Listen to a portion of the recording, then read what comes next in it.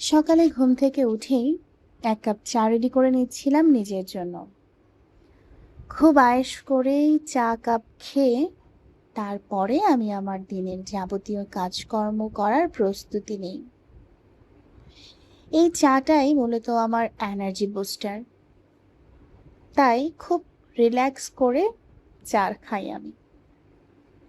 চা খাওয়া শেষ করে চলে এসেছি রান্নার প্রিপারেশন নেওয়ার জন্য। আজকে অবশ্য আমার কাজের তালিকা খুবই ছোট, তেমন কোনো কাজ নেই। রান্না বান্না, মেয়েকে নিয়ে তাকে সামলানো, এই তো। আজ আমি রান্না করব বায়লা মাছ।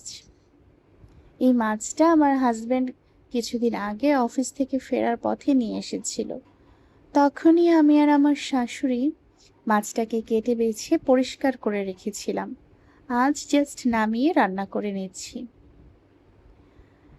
আমি অবশ্য আগে অনেক মাছ খেতাম না, তাই যদি আমাকে কেউ প্রশ্ন করত, তুমি কি কি মাছ খাও না, তখন আমি তাকে বলতাম, আমি কি কি মাছ খাই না এই প্রশ্ন না করে বরং আমাকে জিজ্ঞেস করুন আমি কি কি মাছ খাই।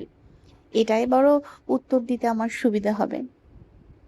সেই মানুষ বিয়ের পর আমি এখন প্রায় সব মাছই খাই এবং খুব তৃপ্তি সহকারেই খাই। একটা সময় মা বলেছিল, মানুষের পছন্দ অপছন্দ, রুচি, ইচ্ছা অনিচ্ছা এগুলো সময়ের সাথে সাথে পরিবর্তন হয়। সেইটা এখন নিজেকে দিয়ে উপলব্ধি করছি। এই মাছ রান্নার সময় আমার আরো একটা জিনিস মনে পড়ছিল।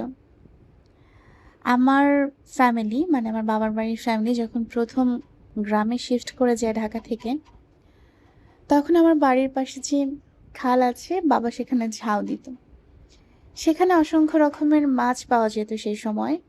এখন তো খালে খুব একটা মাছ তেমন পাওয়া যায় না, মানে আমার বাড়ির খালের কথা বলছি। তখন চিংড়ি মাছ, পুঁটি মাছ, এরকমের বড় বড় বায়লা মাছ, এছাড়াও আরো অসংখ্য জানা অজানা, মানে নাম না জানা অনেক মাছই আছে, সেগুলো ধরা পড়তো। তখন বাবা বারবার বলতো এই মাছ খাওয়ার জন্য, কিন্তু আমি বেছে বেছে শুধু চিংড়ি মাছটাই খেতাম। সেই দিনগুলোর কথা আজকে ভীষণ মনে পড়ছিল। এই তো, সব কাজকর্ম সেরে আমি আর আমার শাশুড়ি চলে এসেছি লাঞ্চ করার জন্য। এই মানুষটা আমি যতক্ষণ না কাজকর্ম সেরে লাঞ্চে আসি ততক্ষণ পর্যন্ত আমার জন্য অপেক্ষা করেন। এই তো, এই ছিল আমার আজকের গল্প। তোমাদের সাথে আমার গল্প হতেই থাকবে।